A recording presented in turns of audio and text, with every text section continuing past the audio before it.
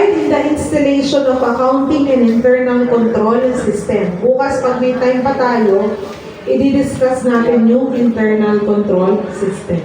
Ano po, installation ay sabi ni Ma'am Eliza na may accounting system na ino-offer sa mga cooperative pero dapat ito ay register sa saan? Saan? Ano nga gawin? BIR. To facilitate the conduct of audit. Ang ating mga audit committee, pipili kung ano ang i-audit nila. Bawa ay every January, ang napag-usapan nilang i-audit ay Book of Accounts. Every February ay inventaryo. Every March, ledger. Simula OR hanggang ledger ay ititrace nyo. Ano po? Yan. To enhance transparency, to facilitate in setting standard and discipline in measuring the financial safety and soundness of the cooperative. To facilitate the analysis and evaluation of the financial management and to provide basis in monitoring and supervision in business linkages.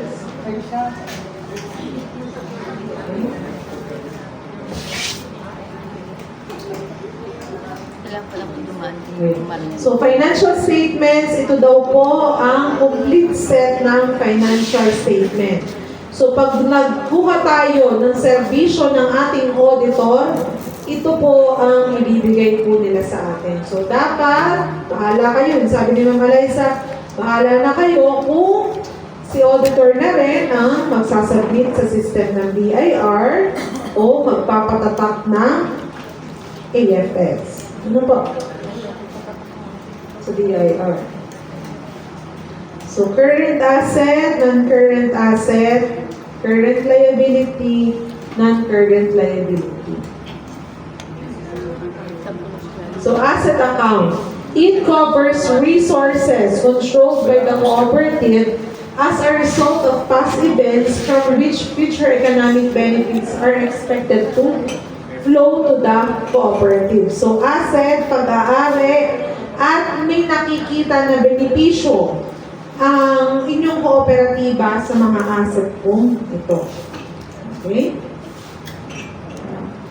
So, sa pagbasa po ng presentation natin, kung halimbawa nakatapat sa blue, yung pong blue ang ating meaning. Ano po? Okay. Cash and cash equivalents. So, itong pamimilihan. So, pag nag-entrada kayo, ito ang pangalan ng inyong account. Debit, cash on hand, credit. So, standard chart of accounts. Okay? Pag sinabi natin cash on hand, refers to the money, bills, coins, that in the possession of the cooperative custodian. So, sino ang custodian ng inyong ng inyong bills and coins na hindi pa nade-deposit sa bangko? Treasurer. Very good. Next. Checks and other cash items. These accounts refers to the dated checks, postal money order, and demand drafts awaiting for deposit. So, di ba meron kayong cooperative? Meron kayong members. Halimbawa, si member may checking account. Ano po? Sabi niya ay, kanino ko ipapangalan ng checking? Sabihin niyo ay, unique, anong pangalan? Unique Agriculture Cooperative, ma'am. Diyan mo ipangalan ng checking. Ngayon, dumating ang December 31, 2024, hindi pa nadideposit ni Unique ang checking na bigay ni member. Ano po, o bigay na CDA na grant na 200,000. So, sa financial statement, lalabas na may cheque na hindi pa nade-deposit. Ang ipapangalan natin sa account ay checks and other cash items. Ano po? Next, cash in bank. So, cash in bank is the account refers to money deposited in the bank under savings time deposit combo account. The subsidiary ledger shall be maintained. So sa cash and bank, dito daw ang account daw na ito is lahat ng pera nyo sa bangko as of sa period na iyon. Kung kayo ay may pera sa cash and bank Katanawan, BDO Mulanay, Land Bank Katanawan, BDO Mulanay, lahat po yan, sa reporting period ng inyong AFS, yung ending balance na mga yan, pag kumuha kayo ng bank statement o pag nagpa-update kayo ng passbook, yung ending balance as of December 31, 2024, dapat parehas ang amount niyan sa December 31, 2024 na nasa inyong AFS. Kung ang nasa passbook ay for example, 300,000, dapat yung balance sa AFS, 300,000. Kung may hindi balance, kailangan yung i-reconcile. Nasaan yun? Baka yung sinasabi ni Sir na, in-issue nga, pero hindi pa na-withdraw noong member mo. Hindi pa yung cash. Apo, hindi pa na-encash. Okay? Cash and Cooperative Federation refers to the money deposited in the federation in which they are affiliated for the savings and time deposit. Diba sabi nyo, Ma'am Alaysa, sabi mo, ang member ng federation ay cooperative. So, si cooperative na federation, pwede din siyang mag-offer ng savings and time deposit. So, kung ang co-op nyo po ay kumuha ng savings and time deposit sa federation, sa account ng federation, anong account nila? Savings and time deposit. Sa account ng co-op nyo, kayo ang may nagmamay-ari ng savings and time deposit ng federation na yun, ang account nyo po ay cash in cooperative federation. Ito daw ay pwede nyo withdraw anytime. So kahit hindi na kayo, kahit kayo ay member pa ng federation, pwede nyo po daw itong withdrawin. So para lang din yan, time deposit natin ng ating mga members sa ating cooperative. So petty cash funds, the account refers to the limited amount of money set aside for small expenditures such as stationery, supplies, and fares maintained under imprest system. So it should be replenished periodically. Ayan. So, mag-o-open at the beginning of the month, mag-o-open kung magkano ang iseset na petty cash fund. And then, merong mga members na magre-request sa petty cash fund. Nagbayad ng registry book, 310. Bumili ng passbook, 16 pesos. Nag-deposit si treasurer, nag-tricycle ng 60 pesos. Nagpa-xerox ng panotaryo. I-claim nyo lahat yan sa petty cash fund. And then, kapag halimbawa ang policy nyo ay 75% na yung nagagasto sa petty cash fund, i-issuehan ulit natin ng another pondo ang ating custodian ng petty cash fund. Magkano ibibigay? Kung magkano lang yung kanyang nireplenish na 75%. Para buo pa rin po ang ating petty cash fund. Yes. So, ikot ulit. Pero kung approve ng GA, dagdagan. Kung approve ng GA ay nag-request si treasurer, director, baka naman pwede nating idagdagan ng 1,000 ang petty cash fund. So, 2,000 plus 1,000, 3,000. 3,000 na ulit ang papaikutin ng ating treasurer. So, kung policy nyo ay umabot ng 50%, ay i-replenish na naman niya. So, pag ang nakolekta niyang expenses ay 1,500, papacheck ulit siya amounting to 1,500. Kaya buo na naman po ang petty cash na hawak ng ating treasurer. So, ikot na naman, ikot. Lagi may 50% na... Depende po yan sa inyo kung ilang policy yan. Kung 90%, 70%. Para hindi na kayo check-checkehan ng 16 pesos, 310. So, charge na lang siya sa petty cash. So, kaya kailangan yung pag-usapan ang policy kung sino ang magiging petty cash custodian ilang percent bago kayo mag-utilize. Yun nga, ilang percent bago kayo mag-utilize. Ano po? At yung petty cash voucher, yung example natin kanina, sinong mag-a-approve ng inyong petty cash voucher? Pwede ba yan si manager o hihintayin pa si na director? Revolving fund, yan. This account refers to the amount set aside to cover disbursement for recording transaction maintained under the interest system. So para din iyang petty cash fund, pero sa revolving fund ay mayroong specific na mga gastusin, like purchases, withdrawal of deposit. Ano, so halimbawa, nag-offer kayo ng ipon challenge, charge na yun sa revolving fund. So may pinapaikot kayong pera na pwede nyo i-charge sa revolving fund like your savings deposit. Ano po, so para hindi na kayo mag-issue ng cheque kung ang nag-withdraw na si ipon challenge. Pwede Okay? bang pagsamahin petty cash at saka revolving fund? Mas maganda sir pag hiwalayin nyo na po. Ang revolving fund, yung mga expenses na lagi-lagi ba na nangyayari sa inyong cooperative. Ano po, pang petty cash fund, yung maliliit na expenses. Okay? Change fund. This account refers to the visible amount of money set aside by BOD to change bigger amount of bills to smaller denomination or coin or vice versa.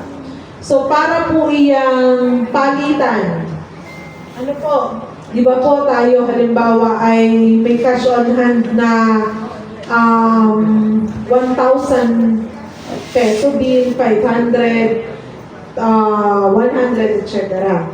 So, yung i-deposit po natin sa bangko ay yung mga yung malalaki na. Or for example, ay uunahin nating i-deposit yung mga thousands.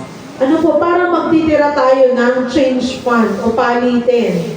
Bahala kayo kung ang palisin nyo ay 2 bundle na 20, 2 bundle na 50, 100 perasong mamiso, 100 perasong 5 piso.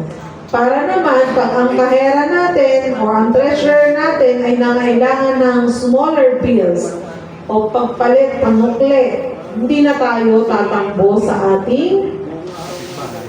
kapitbahay. Wait lang, kami na papapalit. Okay? ATM fund refers to the money placed in the ATM manned by the cooperative. Ito naman daw po ay pera ng cooperative na nasa loob ng ATM. May mga mayayaman po tayong cooperative, lalo sa Batangas City, meron doon isa, yung Ilihan, na nasa bundok po siya, yung co-op, pero mayaman yung co-op. Yung talagang nasa community nila, sa co-op na namimili sa grocery store ng co-op, nagpapautang, at nakakuha na sila ng ATM.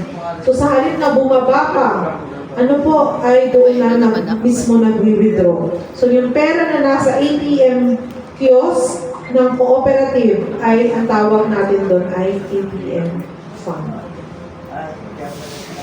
Okay? E-wallet fund refers to the money placed in GCash. Kung halimbawa ay mayroon na tayong GCash account o kung gusto nyo kung bayad si treasurer na ipahiram ang GCash ng GCash niya, so pwede. So yun nga, kailangan yung yung policy ng balance nun, ng password. Paano yung si treasurer? Siyempre gagamit din niya siya ng sarili niyang GCash. So baka makasama yan sa pera ng kooperatiba.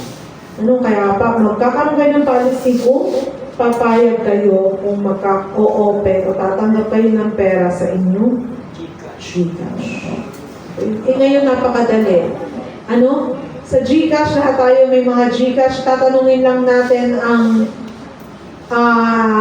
account ng cooperative sa Bawasalan Bank. Ipapatransfer lang natin sa Land Bank. Ano po? Sa GCash, through GCash. So, loans. This account refers to the financial asset with fixed or returnable payments that are not quoted in an active market. So, loans receivable, current, ito ay utang ng ating mga miyembro na pera, current. Ano po na, which are not yet due. Yan. Pag past due, ayan, so ito po ay hindi na nakakabayad ang ating mga members. Delinquent. So, for example, ay utang ko ay 100,000, hindi ako nagbayad ng 20,000 pa lang nababayad ko, ano na, payable na yung 80,000. So, sa account ng cooperative, past due na 80,000. So, hindi pa bayad ang member na loan na ito. Ano po?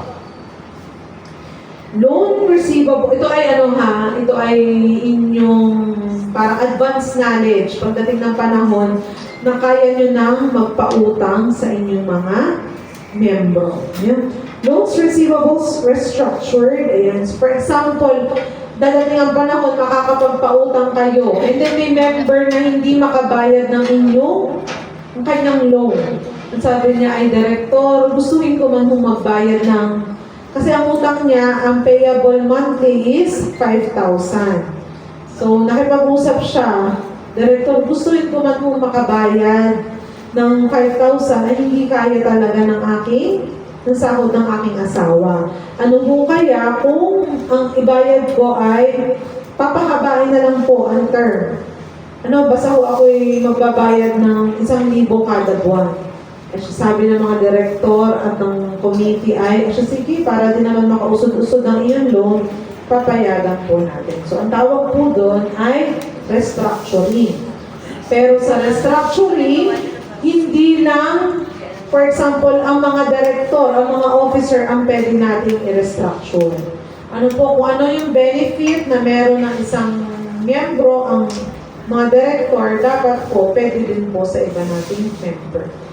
So, kung may policy kayo na pwedeng mag-restructure at nakapag-restructure ang isa, so papayagan nyo din po yung ibang mag-a-apply for restructuring.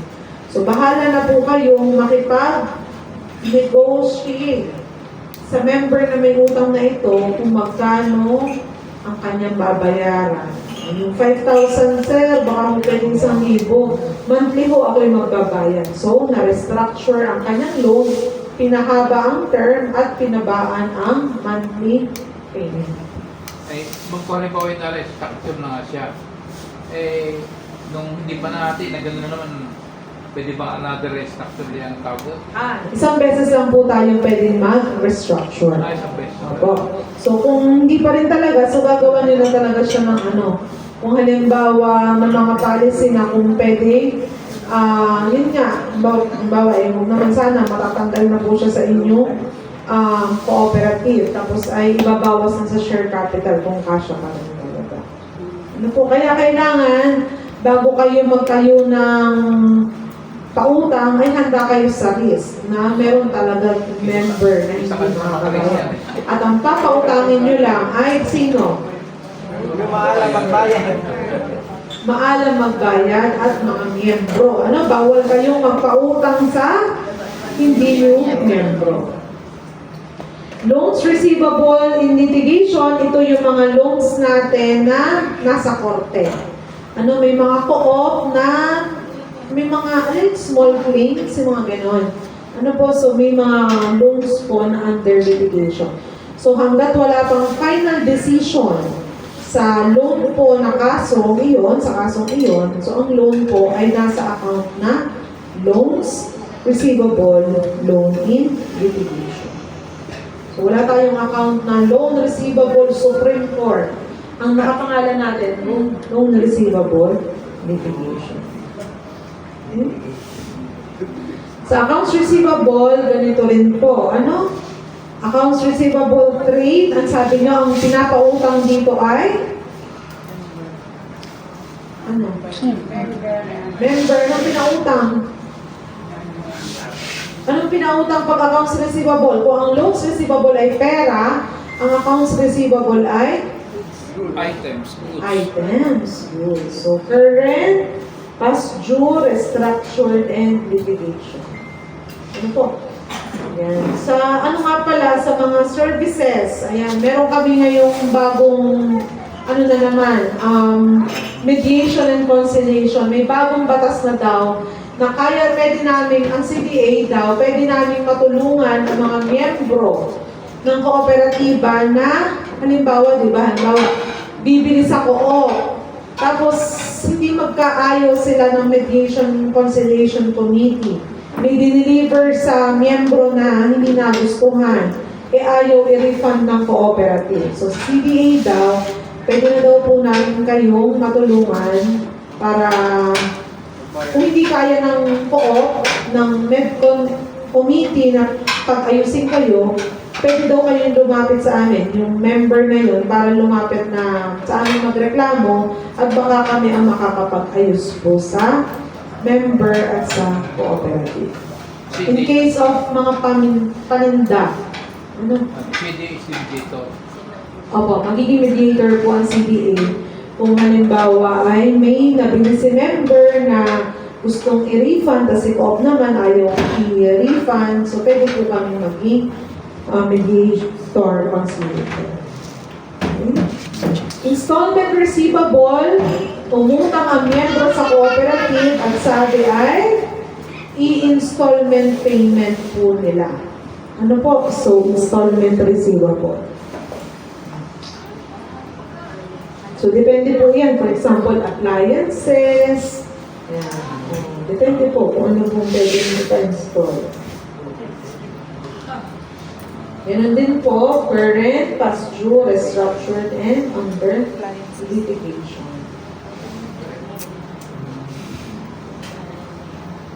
Okay. Yan. Service receivable. This account refers to the amount due from members, non-members, patron, and or ATM providers resulting from services rendered for which they are expected to collect within the credit term set by the Board of Directors. So dito naman, ang ipinautang natin ay service sa ating mga members.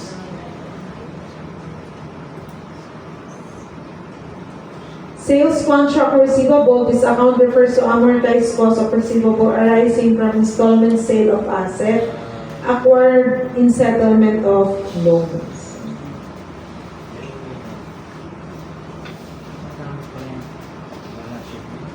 Di ba napakadami? Ito po ay 233 slides. Madami pa kaya sabi ko sa inyo, ay tayo yung magana na. 5 o'clock. Anong ng body? Bukas na? Sabi sa inyo bukas na yun. Sunod kayo. Okay? Sige, hintayin nyo lang matapos si Ma'am Joanne sa room assignment. Ano po? And then tomorrow, mga 8:30, mag-ano na po ulit po tayo. Okay? Ano pa ba? Lahat dito tutulog. Uwi. Saka hindi mo kayo matulog. Hindi makatulog si Miss, matulog pagdating. Saan po ba kayo, sir? Saan na kayo dito? Simbahan sa Katanawan, Malayo. Malapit lang po ma'am, dyan lang. Diyan lang po. Napunta po. Last time, nung pumunta kami dito, ang pinamili namin, sir, ay tuyo sa Luna. Ay, napakasarap. Hindi maalat. Yung mga biya. Yung para siyang biya, pero maliit. So, sa Thursday, tatry po namin. Yun po ay pasalubong sa aming mga pamilya. Sa inyo ito, Willis Ma'am, sa amin, iyak. Ang biya po talaga, yun yung maliit na yun. Opo, tawilis. Ang sabi sa tawilis, ay hindi sabi